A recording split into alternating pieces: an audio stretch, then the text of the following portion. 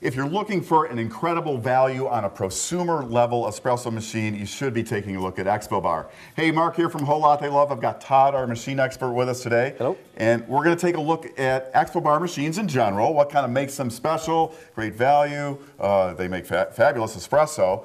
And then we're also going to take a look at the E61 and the groups used on Expo Bar machines and why they're a little special. So, yep. Todd, you've been involved with Expo Bar for many years. Tell us how that happened and where we came from and where we are today. Okay, sure, be happy to. Yeah, I saw Expo Bar in the States, I'm guessing on time, probably 15 years ago or so. Mm-hmm. And I called them up, said, look, your machines look nice, I want to try one out. And I did, and I said, okay, we want to be your exclusive internet retailer in the United States. What do you think? And they were interested. And so we hooked up with that, and we've been doing it ever since. And it's worked fantastic. We got a great relationship. They're happy, we're happy. And you've been, so when we first took on Expo Bar, there was no Brutus. No. Right? And no two-boiler machine. And it kind of came at your suggestion, right? Yeah, I told them we needed a two-boiler machine. And so they took their existing machine, the lever here, and they put another boiler in it. There was room to do it. Mm-hmm. So they put that in there, and they hooked it up. They sent it to us. It was close. Wasn't quite right. Made a few variations, and then it took about a year, and we came up with the Brutus that we have here today, but without the upgrades we have on it now. Because we're up to number 4. Up to number 4. It's always fun. You can say, well, I want to make a Brutus 3. I want to make a Brutus 4. And they make the changes. It's good. Cool. That's good. So before we get to that specialized E61, let's talk about the machines we have here, because this kind of represents the lineup. There's a couple variations with each, but so we'll start over here with the office. Yeah, this is the office control. They call it control because you can program it for how much coffee you want, and also has an automatic backflush cycle. There's another machine very similar to it called the pulser. It's the same thing except it has an on-off switch for brewing. On to start the pump, off to stop the pump. And that's a heat exchange machine, right? The same boiler setup as you have in the lever here. Okay. And actually the same steam boiler that you have here in the Brutus. Okay. And then we made some small upgrades. It used to have some really, well, not great valves, and now it's got really good, high-quality commercial valve, steam and hot water valve in there. And we changed the way the steam one is. It kind of goes off to the side now, angled. Get your pitcher in there easier? Yeah, much easier. It used to be straight. Okay.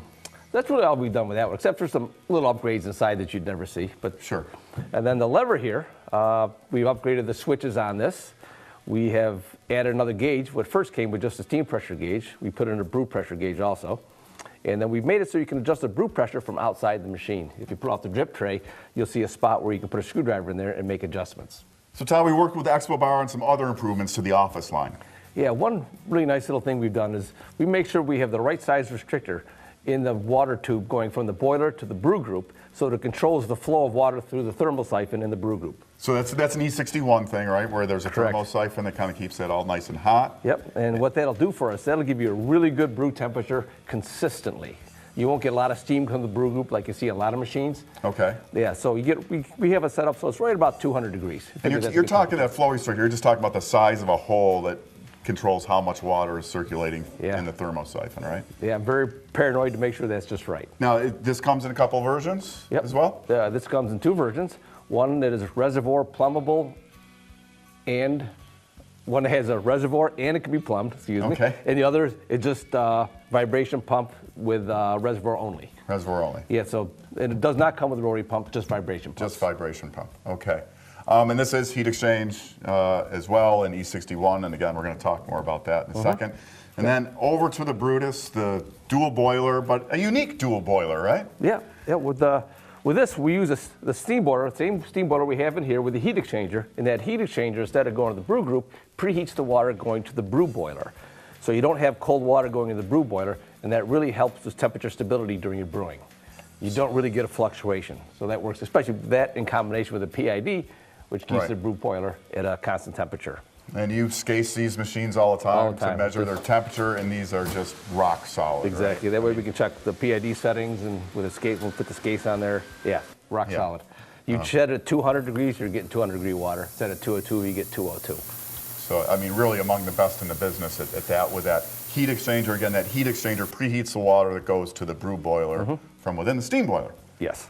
And now, so some of the other subtle little things, just quick little things that have, been changed or upgraded over the years with this machine? Well, they've added on nice new insulation, foam insulation.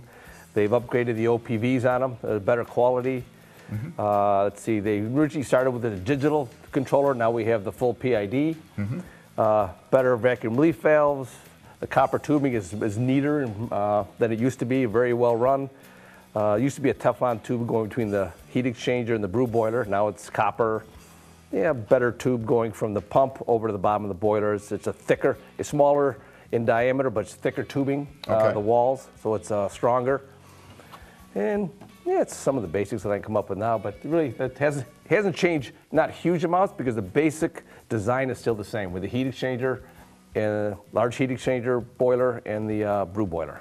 But like any product over time, it's just evolving and getting even better, right? I mean, without question. Yep. So let's talk about the E61, and it's not this machine has the same sort of setup, but what makes this E61 kind of special and different as opposed to on other manufacturers' machines? Yeah, this is a really good part of their evolution, is right here. It has a really nice pre-infusion chamber inside of it. So what happens with these machines, the water comes out of this brass fitting here, shoots down, hits this part of the shower screen, and the water backs up and fills up this chamber here, this pre-infusion chamber. So as that fills, the water is kind of dripping down onto the coffee, getting some pre-infusion. So what that does is the coffee starts to cook a little bit, expand, and then you get less channeling with that. Okay. Yep. So it's all about that extra milled chamber behind the shower screen that allows water to fill up, kind of drip onto the coffee, and the pressure builds up a little more slowly. Definitely. Yep. Yeah. And then also what we find with that is with the Expobar machines, when you especially with the vibration pump, it takes longer for the water to start coming through the coffee and come out. That's a good thing. Pressure builds up slower. So that gives you more pre-infusion, which you see some of these really high-end machines, such as the Slayer and others, really thinking more about pre-infusion lately. Well, that's really kind of the thing in the high-end cafes is more and more pre-infusion, especially with some of those higher-end quality coffees and that kind of thing. Yeah, they're playing around with that, and Expobar has been doing that for a while. So again, the Expobar machines really they brew incredible espresso, but they tend to cost a little less than some of the comparable machines, and it's not that these aren't pretty, because they really are. I think so. but it seems like they put more of the effort into the mechanics of the machine than maybe some of the visual details. I mean, that's beauty's in the eye of the beholder, and you find these guys beautiful, right? Yeah, but they don't do the fancy curved corners and the welded edges that are rounded slightly and polished, beautiful. That's not their thing. That's not their.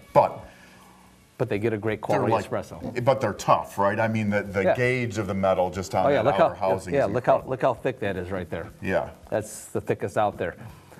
And I know you like shipping these machines because they ship very well. Maybe you ship from a lot of different manufacturers, but these really you don't have a problem. My shipping guy gets us. He can use the existing packaging the way it is, doesn't have to modify anything, puts an overbox with lots of foam around the corners, and away it goes, and it arrives in one piece. And we never hear any complaints. The other ones we had to work on, but we're good at shipping them. Yeah. But we like these because they're very easy, because they are very heavy duty. Okay. Yeah. And the portafilters, because those have changed over the years, right? Yeah. Now they're angled, and you notice they're really thick. A lot of chrome-plated brass in there. Very heavy duty, so we do like these. They work very well. They have a good feel on your hand also. Very nice. So we like those. They come with all the usual accessories. Right. Okay, so again, if you're looking for a really good value in a prosumer level machine, it's maybe time to take a look at Expo Bar. You can save a few bucks and get that great espresso that everybody's looking for out of these machines. Todd, thanks a bunch for taking us through the Expo Bar, which you've been involved in for so long. And if you want to learn more, we do have a lot more videos. We'll take you through the different Brutus models and some of the other machines. You can find some of those links in the description here. So again, thanks for watching. We'll see you soon back here at WholeLatteLove. Hey, why not subscribe now for easy free access to more videos on everything coffee, brought to you by WholeLatteLove.com.